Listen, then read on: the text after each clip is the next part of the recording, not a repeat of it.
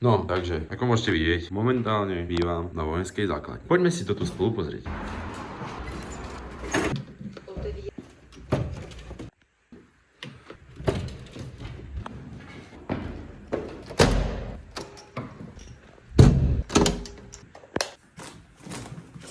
Yo, what's up? What's up? Poďme sa spoločne pozrieť, kde sme sa to presťahovali. Ako môžete vedieť, ako nemusíte vedieť, ako asi pravdepodobne neviete, tak som sa musel vysťahovať z môjho bytu, pretože som to tam celé rozjebal. Rozjebal som stenu, postiel, rošt, skriňu, koberec, radiátor, okno a šťal som bol na dva. Takže ma vyhodili. Žil som 2 týždne, 3 týždne, nejak tak, u Tomáša na gauči. A akože bolo tam po piči, ale ten gauč má asi 1,80 m, ja mám 1,85 m. Takže som tam ležal, že som mal vlastne nohy vyložené hore a skoro mi z toho odjebalo kolena. A teraz sme sa presťahovali spoločne s Tomášom a Filipom do nového bytu, do štvorizbáku v centre Bratislavy a poďme sa spoločne pozrieť, ako to tu vyzerá. Je to tu veľmi zaujímavé, pretože chýba tu jedna podstatná vec a momentálne tu bývam sám, pretože chalani sa kvôli tej podstatnej veci, ktorá chýba, nedokázali nasťahovať, pretože sú pusis. Mám tu aj toto. Čo ti jebe? Ty koko. Takto, keby ma videla nejaká čaučka naživo, týmto. Ale chcel som to urobiť autentické, všetky veci robím autentické. Mám to úplne piči. Hej, takto vyzerám. Poďme sa spoločne pozrieť, ako to tu vyzerá. Predtým, ako sa vrhneme na to, ako vyzerá tento byt, tak vyzerá to tu skôr ako na vojenskej základni momentálne, ale to vôbec nevadí, pretože, ak som hovoril, poďme si to urobiť autentické, jo! No, takže, keď vojdeme, sú nejaké topánky, veci, ktoré vôbec ešte nie sú setupnuté, repráky, 2 skrine, ktoré sa musia vyhodiť, vysávač, no, kokot, pozrite sa, ako to vyzerá, hej. OK, naľavo je moja izba, ktorá má asi 2 m štvorcové. Sú nejaké kokotinky, tu na mňa dávajú pozor, týchto 5 čajok, keby ste sa pýtali, tak je to 5 japonských wrestleriek, hej. Tu mám skriňu, no vlastne v tejto izbe nič nie. Táto telka, ktorá sa mi tu nezmestí ani na šírku, ale tá je tu iba tak zatiaľ, lebo to je Tomášova a posteľ. No, rozjebané to tu je trošku. Takže keby nejaká čaučka chcela spať v tejto posteli, dajte mi vedieť, je plne voľná, no akože nie plne, ale akože chápete, že polka môže byť vaša. A keby ste, no to neviem čo je, a nie je to vôbec to, čo si myslíte, ale no, to je jedno. Keby chcete vedieť čaučky, hej, mám tu aj takýto voladač. A môžem si tu urobiť takéto svetlo. Alebo takéto. A potom na konci, tak, vám urobím toto. Toto, aby ste dostali epileptický záchvat a vyhodím vás z bytu. Áno. OK, necháme túto erotickú miestnosť, ale čo ti jebe, ale jak to vyzerá. Keby ste čaučka prídete sem, tak čo si poviete? Mi to došlo, však ja som si urobil vlastný Red Light District, čo ti jebe? Let's move on to the next part. Tu je balkónik, ale ten vám teraz neukážem, lebo má bojím sa tmy. To je kokot vešák, krabica, neviem čo. No, tu je záchod. Tu sa sere. Tu je nejaká miestnosť.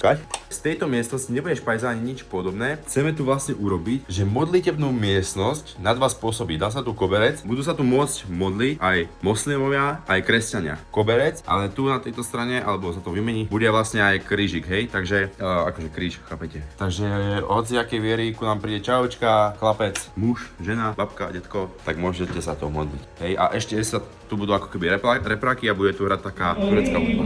OK, to je nejaká telka, to tu už všetko bolo, ja neviem vôbec, čo sa tu deje. Táto miestnosť, tu bude žiť Tomáš, lebo má najviac peňazí a prvá miestnosť bude za 30% najmu, táto bude za 40 a tá tretia bude tiež za 30. Ukážem vám prečo. No proste toto je popičí izba, hej, veľká, priestranná. To čo som si tu všimol teraz? Tebe jebe, ja prísahám, že tu v tejto izbe ešte nikto ani nebol. Vlasy tebe jebe. My sme si sem iba nanosili takto veci a nikto tu v tejto izbe ešte nebol. Ja tu bývam sám zatiaľ. Tebe vlasy nám to nechajú. Dobre, tu je hlavná miestnosť, počkajte. Tu je hlavné útočisko. Tu sú stále ešte nerozbalené veci, pretože nemáme to zatiaľ kam dať. No, uvidíte za chvíľku. To, čo bolo potrebné, som už akože rozbalil. Toto je stále tu. Máme zatiaľ kôš. Hej, tu je nejaký gauč, tu je moje útočisko, kde vlastne žijem, jem, pím, serem, honím si. Toto nám tu nechali, rýžovár, kanvica, chladnička, mraznička, pičovin, chápete to. No ale tá hlavná vec, prečo vlastne chalani tu nebývajú je, že nám chýba jedna zásadná vec. A to je, áno, je to tak. Chýba nám skurvená kuchyňa.